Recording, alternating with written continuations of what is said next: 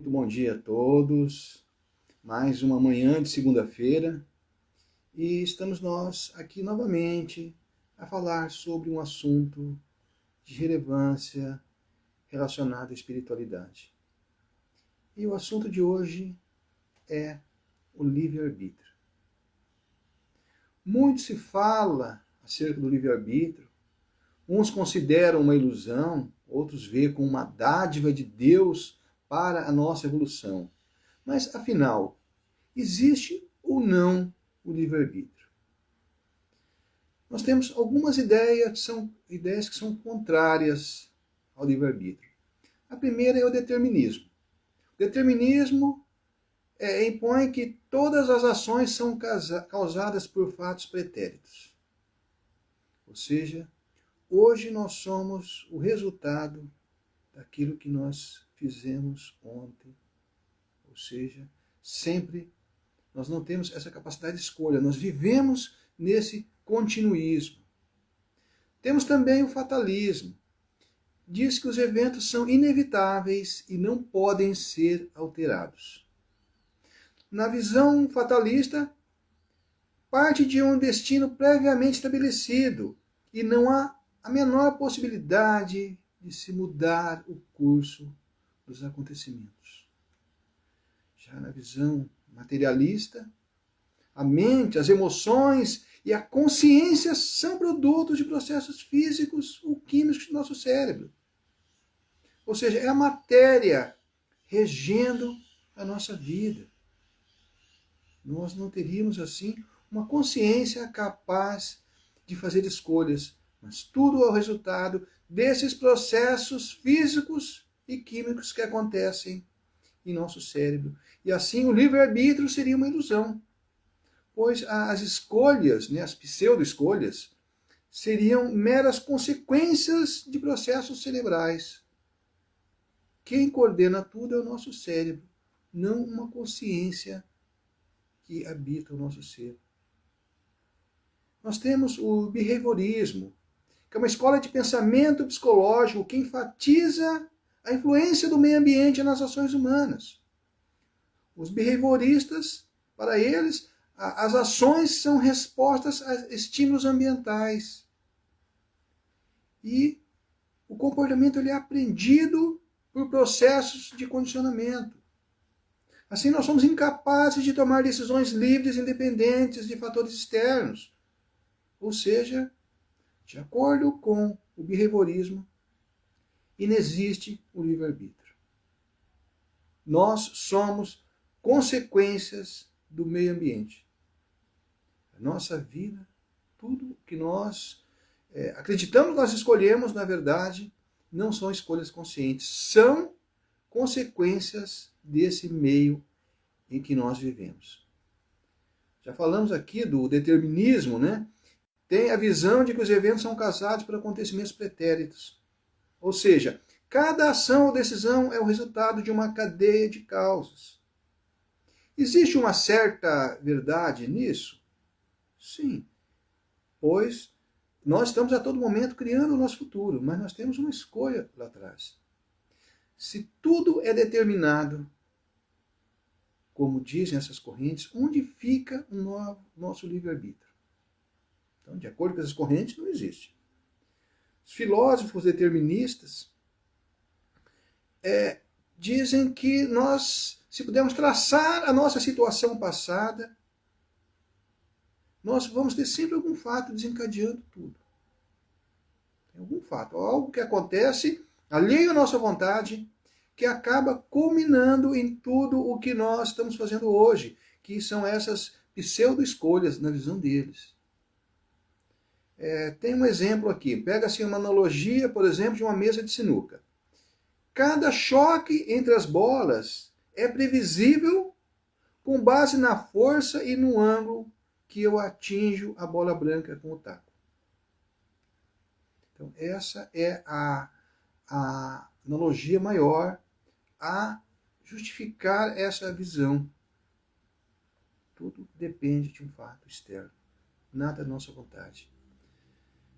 Modernos neurocientistas, como Daniel Wegner, fazem uma reflexão profunda e chega-se à conclusão de que a nossa percepção que nós temos de ações livres, aquilo que nós consideramos como sendo livres ações nossas, podem ser uma mera ilusão da vontade. Segundo ele, o que interpretamos como decisão consciente é frequentemente apenas um processo que ocorre em nosso cérebro, antes que tenhamos a consciência dele. Olha que curioso. Essa ideia coloca em xeque a ideia de que temos plena autoria sobre nossas ações. Pois quando nós tomamos uma decisão, na verdade, essa decisão, que acreditamos ser nossa, ela é a consequência de alguns fatores que já ocorreram previamente no nosso cérebro. Assim fulmina completamente a ideia de livre-arbítrio. Nós somos como fantoches perante a vida. Estudos de neuroimagem mostram algumas atividades do cérebro que levam a decisões e pode ocorrer frações de segundos antes dessas decisões. Olha só que coisa louca. Então mostra-se, esses estudos estariam mostrando que momentos antes de nós tomarmos alguma decisão, nós já temos alguma atividade cerebral. E assim fortalece a ideia de que essas decisões que acreditamos serem nossas, na verdade, elas decorrem de fatores físicos e químicos que ocorrem em nosso cérebro. Diz que, embora pensemos que controlamos nossas decisões ativamente, estamos apenas tomando conhecimento de uma escolha que já foi feita. Então, nessa visão, as nossas decisões, na verdade, já foram tomadas. O que nós fazemos é tomar consciência dessas decisões. Então, pelo visto até aqui, podemos concluir que o livre-arbítrio, de fato, é uma ilusão. O livre-arbítrio não existe. Mas vamos seguir um pouco em frente na nossa análise. Vimos até agora algumas correntes contrárias a ela. É um desafio interessante para a filosofia da moralidade essa ideia de que o livre-arbítrio não existe. Pois se as decisões são determinadas e nossa consciência é uma mera ilusão, em que será que podemos ser responsabilizados por essas decisões? Então, pelo que nós vimos até aqui, não somos responsáveis por nada.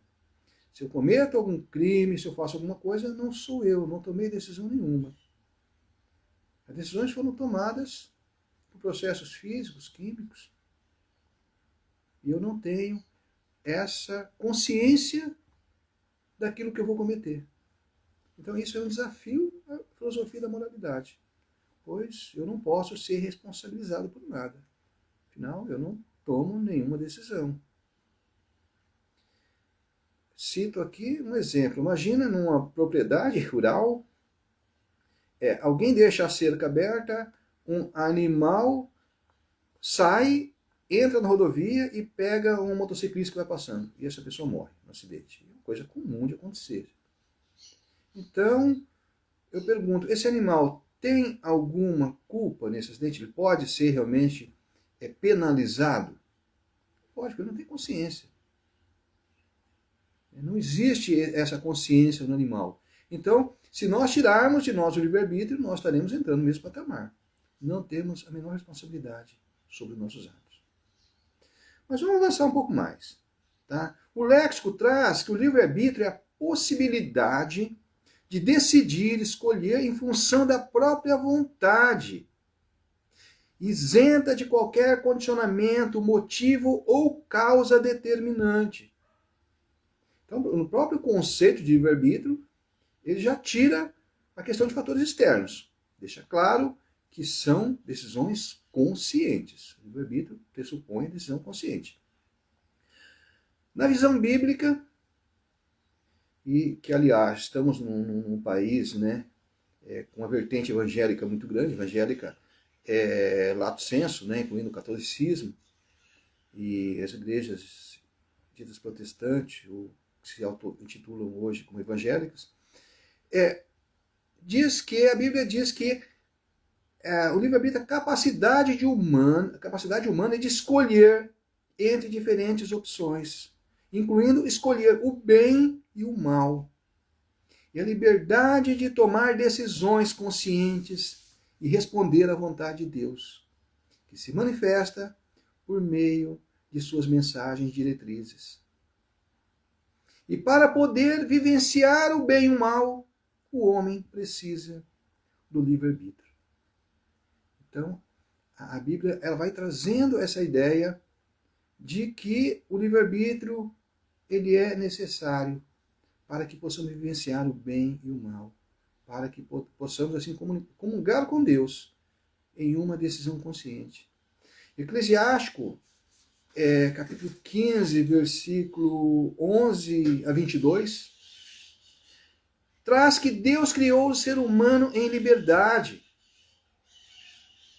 Ou seja, Deus deu ao ser humano o livre-arbítrio, a possibilidade de escolher o caminho que quiser percorrer. E a Bíblia vai além. Na história de Adão e Eva, havia ali um determinismo, que é não poder comer o fruto da árvore do conhecimento, né? Que ali é simbolizado pela maçã. Então havia sim esse determinismo. Mas havia o livre-arbítrio de comê-la. Tanto é que fizeram. E aí fulmina de vez o determinismo ante o livre-arbítrio. Então a gente vai vendo que já na gênese nossa, o pensamento religioso, espiritual, a gente vai vendo que o livre-arbítrio ele é fundamental. Vamos avançar um pouco mais. No Livro dos Espíritos, na questão 525, fala da influência dos espíritos nos acontecimentos da vida. E diz que o homem crente de que obedece ao impulso próprio conserva sempre o seu livre-arbítrio. Então ali taxativamente traz a ideia de livre-arbítrio na resposta dos espíritos. Outros trechos, tanto do Livro dos Espíritos como dos demais livros das obras básicas, aparece sempre o livre-arbítrio. Sempre mostrando que o homem é dotado de livre-arbítrio. Assim, na lógica espírita, o livre-arbítrio de fato existe, assim como nós vimos agora há pouco na ótica bíblica. No hinduísmo, vamos retroagir mais 3.000 e poucos anos antes de Cristo, no hinduísmo,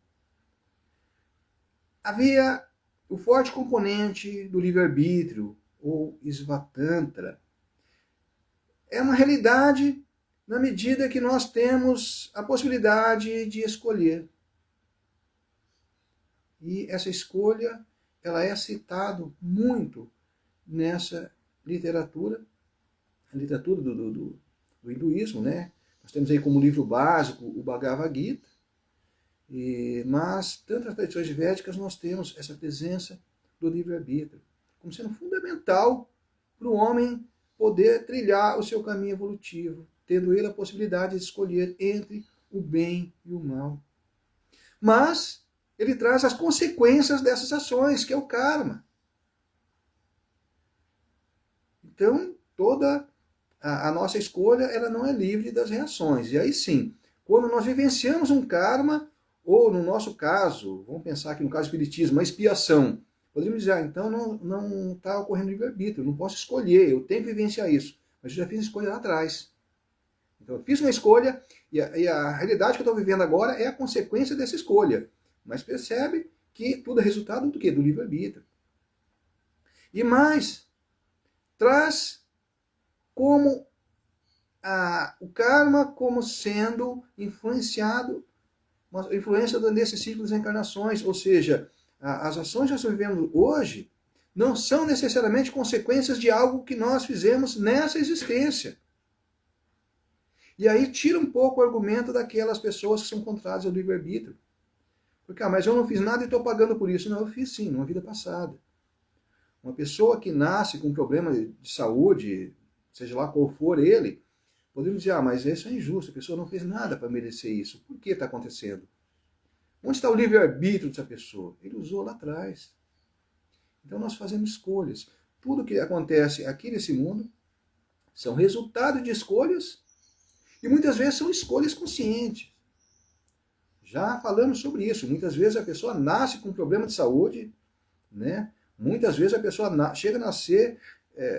nós temos muitas doenças mentais que nós temos, outras físicas em geral, e muitas vezes é a escolha do próprio espírito.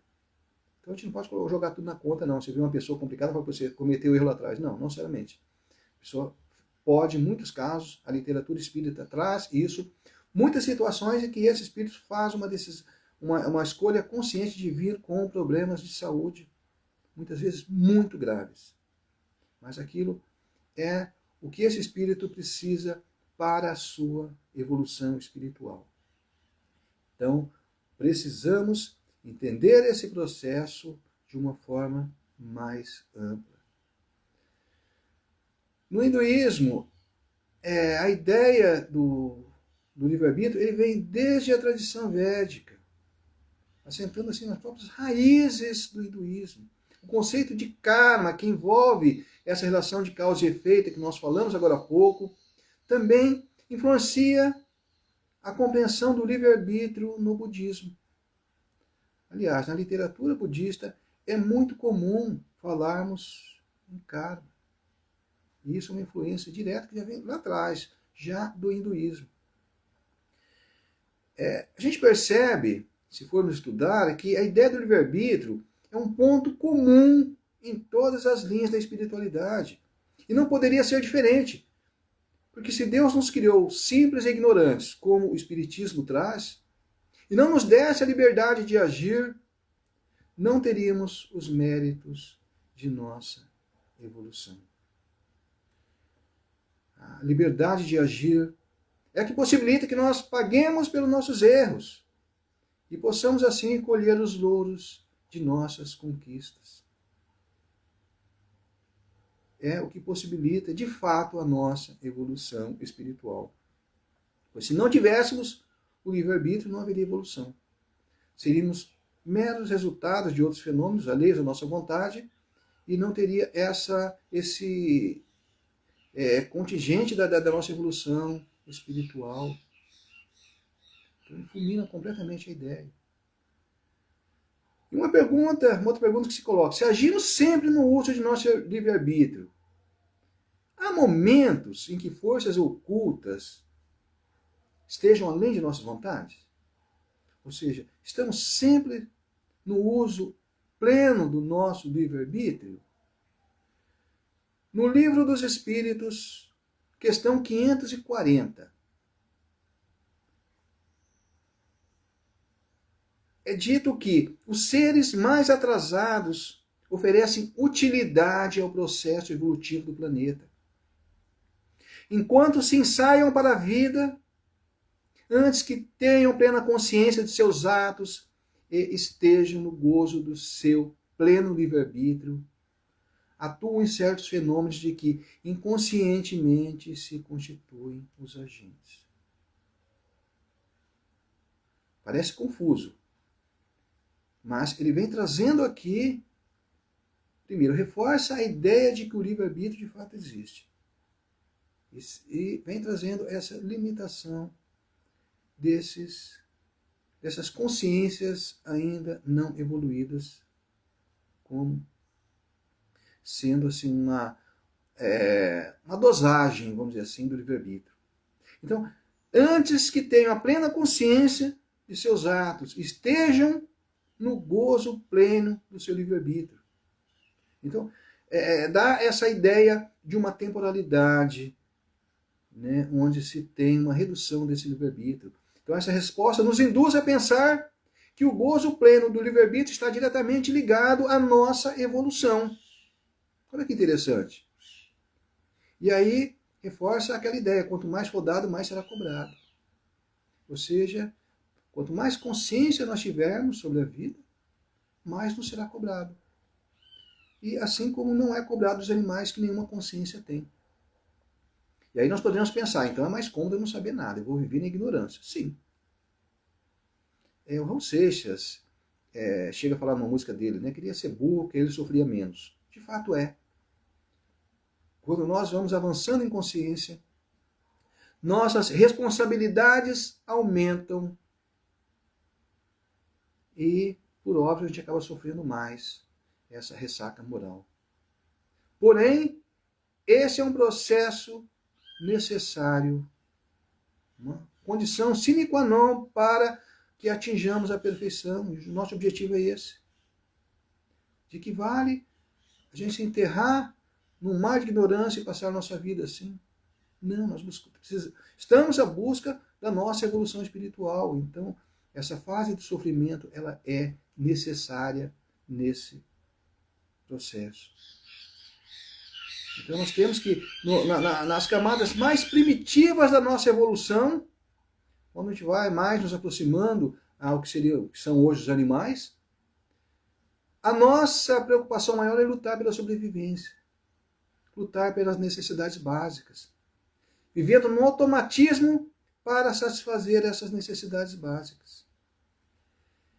E quando falamos desse processo evolutivo, não podemos esquecer de que em nossa curta existência terrena, numa única encarnação, passamos por esses processos, desde uma criança recém-nascida até chegarmos à plenitude das nossas faculdades na idade adulta. Ou seja, a gente podemos fazer uma comparação. Quando a gente nasce, nós nos assemelhamos muito ao nosso primitivo, ao nosso eu ancestral, né? Vivia nas cavernas, sem muita consciência. E nós passamos assim, numa existência, todo esse processo. Nascemos simples, vamos evoluindo, aperfeiçoando a nossa consciência e assim nós vamos reproduzindo esse ciclo nessa vida. Voltando ao Livro dos Espíritos, na questão 564, diz que referimos-nos aos espíritos que hão chegado ao ponto de terem consciência de si mesmo e do livre-arbítrio. Porquanto, em sua origem, todos são quais crianças que acabam de nascer e que obram mais por instinto do que por vontade expressa. Aquilo que eu acabei de dizer. Essa comparação com uma criança. Como nós vamos cobrar a responsabilidade de uma criança?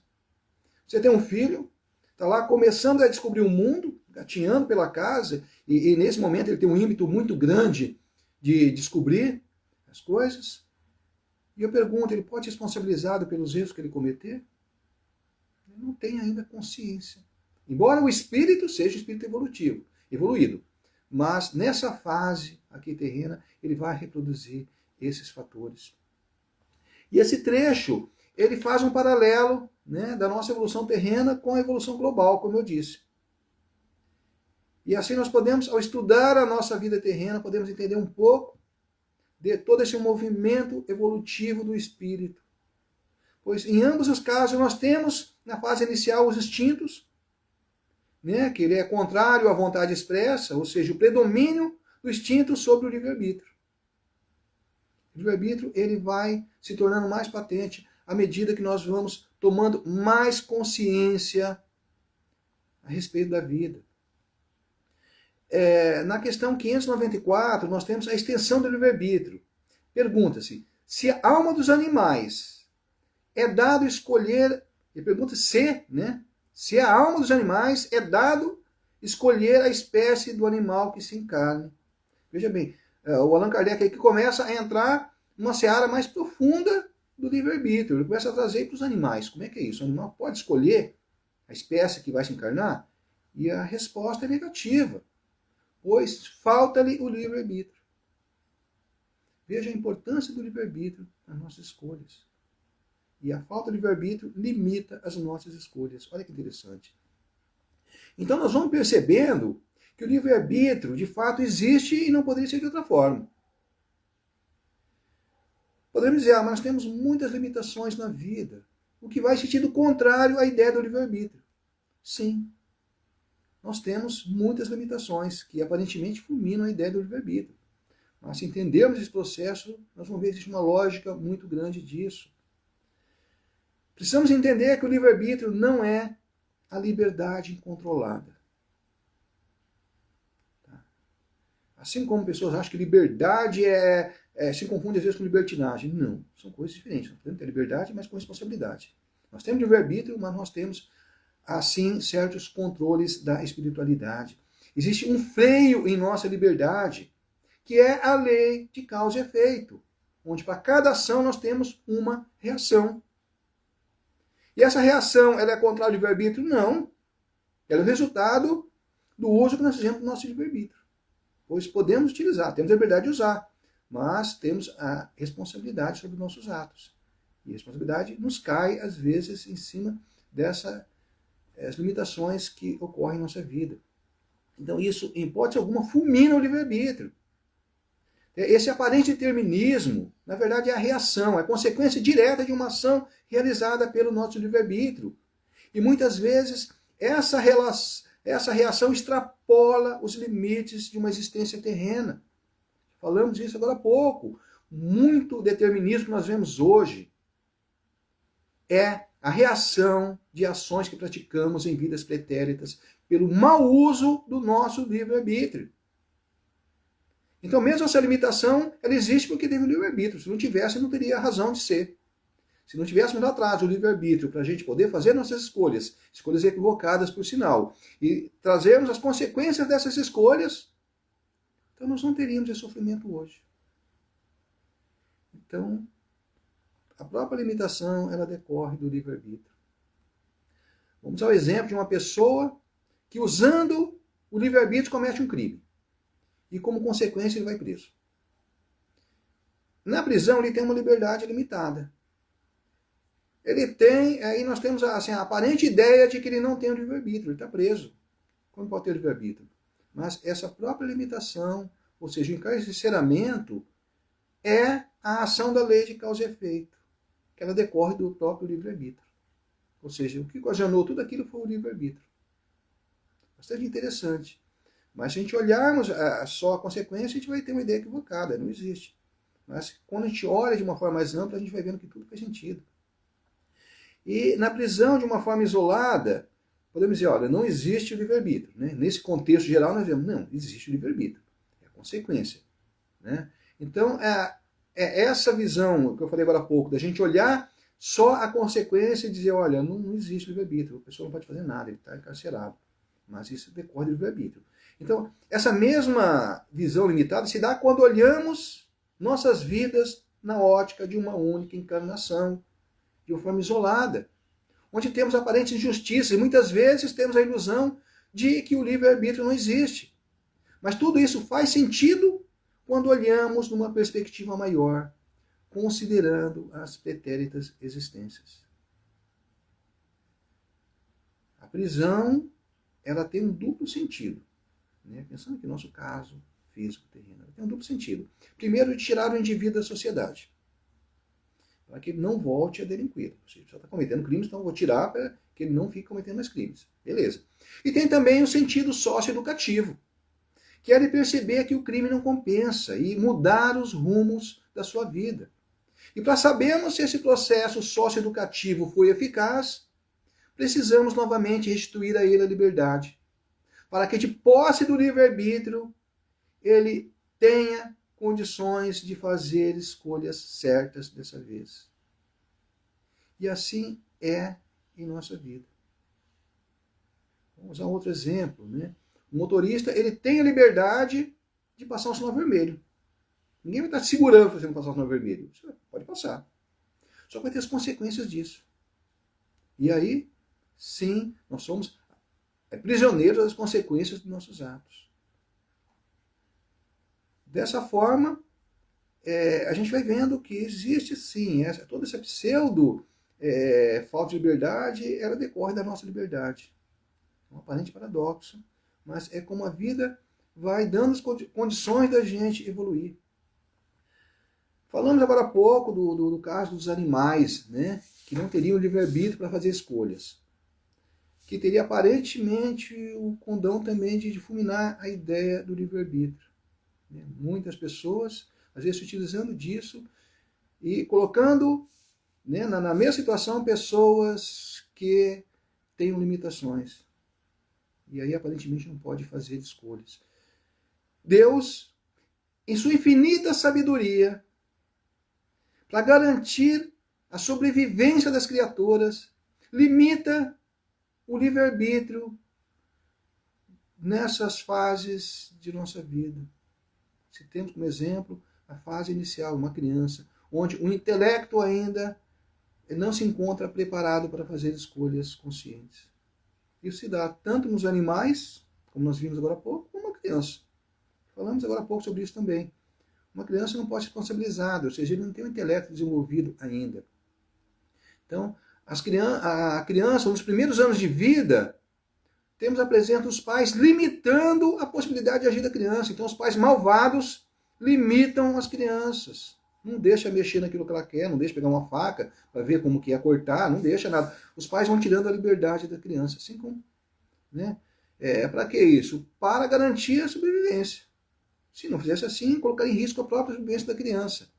E à medida em que vão se desenvolvendo intelectualmente, vão se tornando cada vez mais donos de si. Até que, de repente, os filhos passam a nos ignorar completamente e seguem seus caminhos, quebrando a cara. E quando quebra a cara, realmente eles voltam, né, como o filho pródigo. Isso faz parte. Tudo aquilo que a gente vê são histórias da vida se reproduzindo. Mas tudo isso faz parte do nosso processo evolutivo. Então, se a gente pegar também um idoso, nós vemos que nessa fase onde o nosso intelecto já não está mais respondendo da forma que precisaria, nós temos a limitação, no caso do idoso. Os filhos ou cuidadores acabam limitando as ações desse ser que não goza mais de plena capacidade de tocar a vida sozinho. Então, tanto num caso como no outro, da criança como do idoso, né, dada a dificuldade de fazer escolhas, nós vamos tendo essas limitações externas para garantir a sobrevivência. E o mesmo se dá nas espécies animais, que ainda não gozam de sua plenitude intelectual. Veja bem, eu não sei se vocês perceberam onde eu quis chegar quando eu falei da criança, idoso e dos animais. Nós temos esse momento em que nós, como pais, como filhos, cuidadores, tiramos a liberdade desse ser, ou que não está ainda desenvolvida a plena capacidade intelectual, como das crianças, ou daqueles que já não têm mais, que com o passar da idade, o declínio, né, de certas impulsos que nós temos, nós já não temos mais condições de viver em sociedade livremente. Então nós vamos tirando essa liberdade. De igual forma, Deus tira a liberdade dos animais, como nós falamos aqui agora há pouco, e também de muitos espíritos reencarnantes. Então, muitas vezes, esses espíritos reencarnantes, seja por uma determinação da espiritualidade ou por escolhas próprias, vem aí com uma alienação mental.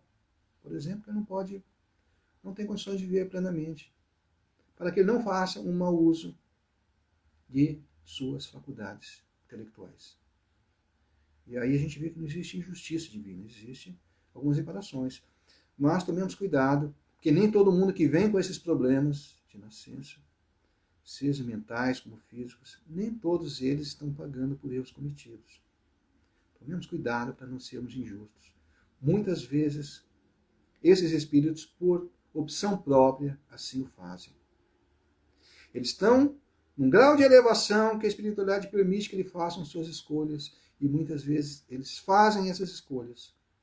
Seja para a sua elevação espiritual, seja para a elevação espiritual das pessoas próximas, os pais, os filhos, ou outras pessoas. Então, muitas vezes, Essas pessoas que estão aí, elas estão sacrificando uma existência em favor do próximo.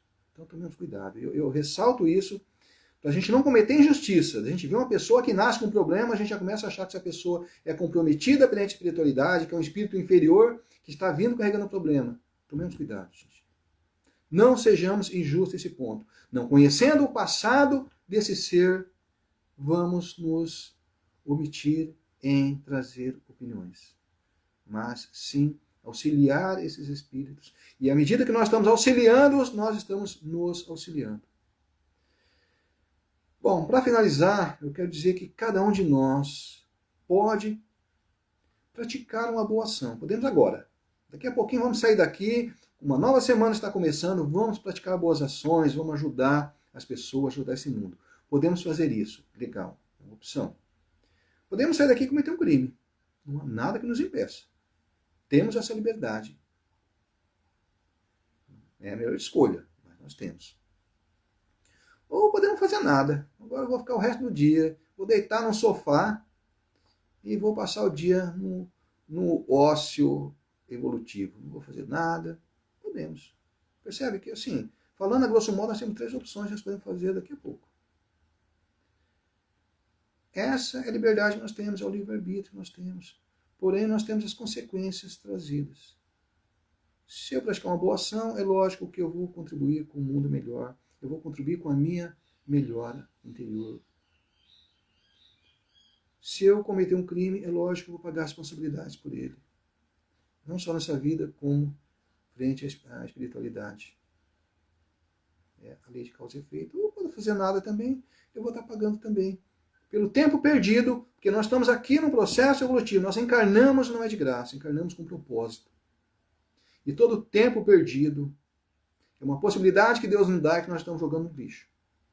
Cada minuto é uma possibilidade que Deus dá para a nossa evolução espiritual. E nós estamos muitas vezes jogando no lixo essa oportunidade. Então, podemos dizer que o livre-arbítrio é uma dádiva divina necessária à nossa evolução.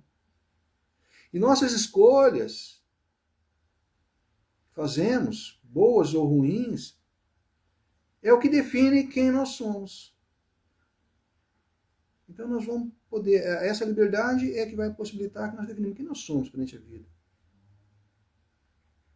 Se nós fôssemos compelidos a praticar o bem, se fôssemos obrigados, se não tivéssemos opção nenhuma por essas boas ações, e não poderíamos provar de fato quem nós somos, que nós somos bons. Para provar que nós somos bons, nós precisamos ter o livre-arbítrio, precisamos ter a possibilidade de fazer o mal. E é somente essa escolha que nos define. Veja como é importante a ideia do livre-arbítrio, pois é ela que mostra quem nós somos. O livre-arbítrio é assim fundamental para a nossa evolução espiritual. Que vamos construindo com nossos erros e acertos, e para mostrar que de fato evoluímos, nós temos essa liberdade de agir que vai nos trazer certas consequências, né, dos nossos atos, mas nós temos o resultado disso. Então, você percebe que entre erros e acertos nós vamos evoluindo. E a cada erro que nós cometemos, nós temos um sofrimento correspondente. E é somente esse processo que faz com que nós vamos cansando de cometer erro, porque a gente cansa de sofrer. Chega um momento que a gente não quer sofrer mais, então a gente passa a não cometer mais erros. Porque nós sabemos que cada erro cometido, ele traz uma consequência negativa em nossa vida. Espero que eu tenha aqui elucidado essa questão. Né? Lógico que é mera opinião minha, formada de acordo com a literatura espiritual disponível, né? Desde o Bhagavad Gita lá atrás, passando pelo budismo e outras vertentes. Né? Já deu a perceber que eu tenho uma visão universalista. Então a gente vai trazendo, vai construindo essa ideia, né, de que realmente o livre-arbítrio ele existe e não poderia ser de outra forma. Mas essa é a minha construção mental. Eu espero que esteja de alguma forma contribuindo, né, para a contribuição de cada um de vocês, que não tem que ser necessariamente igual a minha. Todo mundo tem que trilhar seus caminhos e descobrir as suas verdades. E nós não podemos ter nada como sendo verdade absoluta.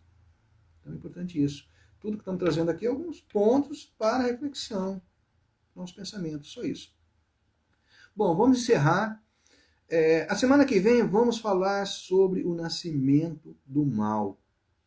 Como essa ideia de demônio e de inferno foram incorporados em nossa religiosidade.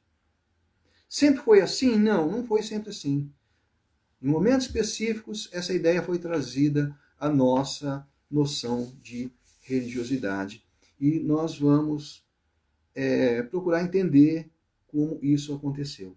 Então, nosso próximo encontro será na próxima segunda-feira, às 7 da manhã, como de costume. Então, muito obrigado a todos e até lá.